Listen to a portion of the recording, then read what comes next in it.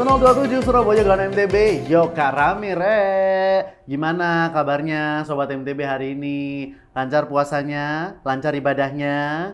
Lancar segala-galanya? Ya kalau tidak, ya namanya juga hidup, kadang lancar kadang enggak. Terima aja ya. Yang pasti hari ini ketemu lagi di Ramadan Podcast barengan sama Satria Pamungkas dan juga tentu saja Gus Ong. Assalamualaikum Gus. Waalaikumsalam. Gus, selama ini kita kalau ngomongin puasa kan biasanya secara sains bahkan itu ada yang dibilang manfaat untuk raga kita, misalnya untuk menurunkan berat badan misalnya, atau misalnya ada yang bilang untuk menetralkan kolesterol, gula darah, gitu-gitu ya. Tapi secara mental, apakah puasa itu ngaruh juga, Gus?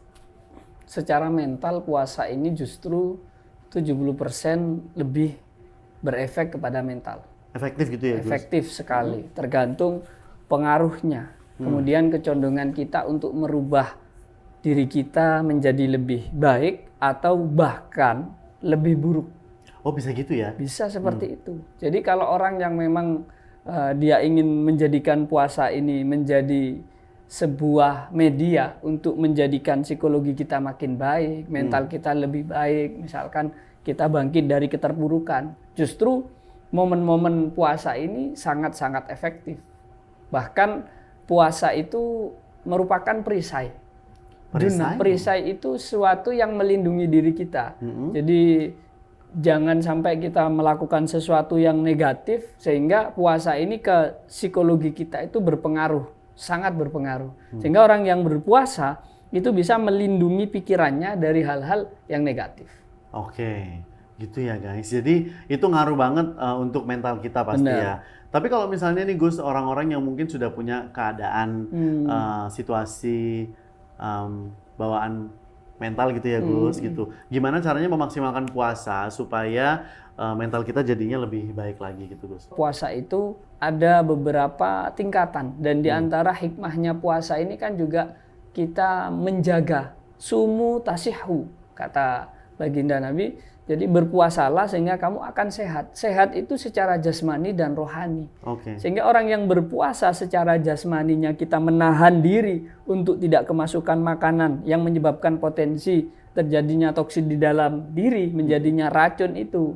Sehingga bisa mengurangi gula darah, bisa menurunkan kolesterol dan lain sebagainya. Secara jasmani. Secara jasmani, tapi secara rohanianya orang yang berpuasa, hakikat puasa itu dia menahan untuk tidak melihat hal-hal yang negatif, tidak melakukan sesuatu yang negatif, sehingga pikirannya secara otomatis dia akan menjadi positif, menjadi sehat mentalnya, tidak hanya secara jasmani tapi juga secara mentalnya. Gimana? Mau cek dulu ya, mentalnya gimana hari ini Sobat MTB? Semoga dalam keadaan yang baik-baik aja gitu ya. Tapi kalau misalnya Gus udah selama bulan puasa kita udah rajin ibadah, rajin ngaji, katanya kan kalau ngaji bisa bikin jiwa jadi lebih tenang ya Gus. Tapi kan kita kan nggak tahu ya, gebrakan-gebrakan yang terjadi di luar sana tentang kehidupan itu bisa aja kayak memancing amarah, memancing membuat diri kita tuh jadinya kayak kok ono aisnya ngono loh gitu Gus. Namanya juga hidup, berarti manusia, berarti kita sadar bahwa kita ini masih manusia.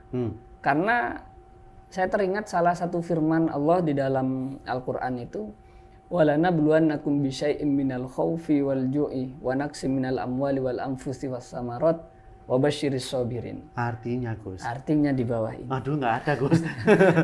Jadi Allah itu akan memberikan ujian, memberikan cobaan kepada seluruh manusia, seluruh hambanya dengan apa? Minal khaufi wal ju', dengan rasa khawatir, rasa takut, kelaparan. Contoh, diuji saat bulan puasa ini, diuji dengan kita diberikan rasa lapar, rasa haus. Bagaimana kita bisa sabar mencegah itu? Wa naqsim minal amwali wal anfusi was samarat. Diuji oleh Allah, mungkin diberikan usahanya lagi down gitu ya. Nah, atau ekonominya lagi turun misalkan. Kemudian kondisi kesehatan jasmaninya lagi tidak sehat, lagi tidak baik-baik saja. Itu semua diuji oleh Allah. Lalu di akhir ayat wabasyiris sabirin, Allah akan memberikan kebahagiaan, Allah akan membalas, memberikan gift, mengapresiasi orang-orang yang sabar. Siapa orang-orang yang sabar? Alladzina idza asabathum musibah qalu inna lillahi wa inna ilaihi rajiun. Mereka orang-orang yang saat diberikan musibah, diberikan ujian oleh Allah, dia mengembalikan, dia mengatakan secara verbal inna lillahi wa inna ilaihi rajiun. Tidak hanya saat kita mendengar kabar duka saja ya, karena kabar duka itu bagian dari musibah, maka kita mengucapkan kata tersebut. Tapi untuk konsep hidup kita, kita harus merealisasikan di dalam kehidupan kita bahwa innalillahi, kita ini ya hanya karena Allah, kita ini kholqan wa abdan wa milkan. Kita ini diciptakan oleh Allah, dimiliki oleh Allah, dan diatur oleh Allah. Ya kita kembalikan. Wa inna ilaihi rajiun. Sehingga apapun yang terjadi pada kehidupan kita, itu semua sudah diatur oleh Allah. Kita tinggal jalankan saja.